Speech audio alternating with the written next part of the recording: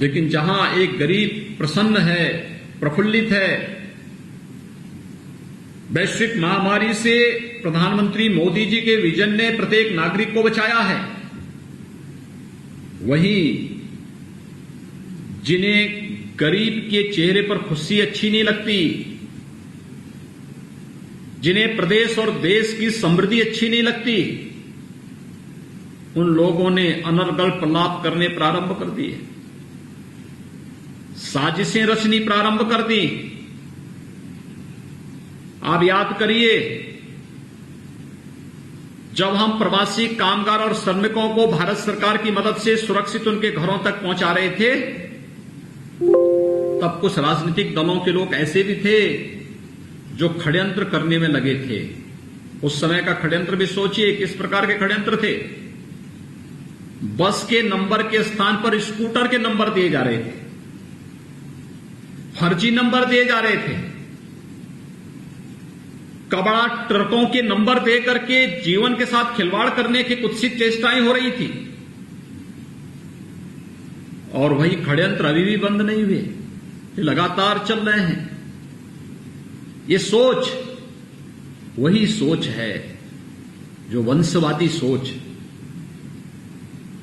ये वही सोच है, वंशवादी सोच, भ्रष्टाचार को अपना एकाधिकार समझने वाली सोच, लोकतंत्र के गला को घोंटने वाली सोच और भाई भतीजे के नाम पर, बात के नाम पर पूरी सामाजिक ताने बाने को छिन्न भिन्न करने वाली सोच। और उस सोच के पोषक लोग आज जातीय दंगा कराना चाहते हैं। इस सोच के लोग, जब प्रदेश के अंदर माफिया और अपराधियों के खिलाफ कार्रवाई होती है तो सबसे ज्यादा परेशानी इन्हीं लोगों को होती है। अब इसकी खुन्नस कैसे निकालें, इसके लिए इनके द्वारा षड्यंत्र रचे जा रहे हैं, अलग अलग प्रकार से षड्यंत्र रचे जा रहे हैं। और मैं आप सबका आह्वान करूंगा कि हमें इस प्रकार के षड्यंत्रों से घबराना नहीं चाहिए। एक षड्यंत्र इनके वास्तविक चेहरों को प्रदर्शित कर देता है। गरीब के लिए, किसान के लिए, मजदूर के लिए, नौजवान के लिए, महिलाओं के बारे में इनके मन की क्या सोच है, इनके षड्यंत्र स्वतः स्फूर्त भाव के साथ इनके चेहरों को बेनकाब करके रख देता है। लेकिन हमें इनके षड्यंत्रों से घबराना भी नहीं है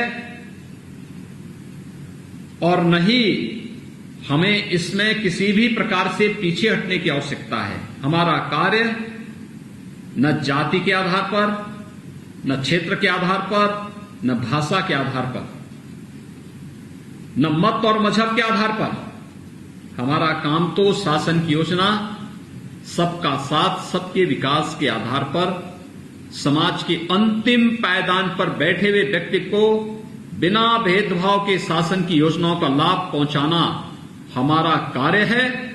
और इसको ही हम अपने जीवन का लक्ष्य मान करके चल रहे हैं। याद करिए, पहले कानून व्यवस्था की स्थिति कितनी बदहाल थी, आज कानून व्यवस्था की स्थिति तो बहुत बेहतर स्थिति में, हर व्यक्ति सुरक्षित है। पहले माफिया और अपराधी गरीबों के घरों पे बुलडोजर चलाते थे, आज बुलडोजर इन माफिया और अपराधियों के घरों में चल रहे हैं, जिन्होंने अवैध अर्जित की गई संपत्ति आज उस पर चल रहे हैं। अंतर यही आया है, पहले माफिया और अपराधियों को संरक्षण देने वाली सरकारें थीं तो गरीब पर अत्याचार करती थी।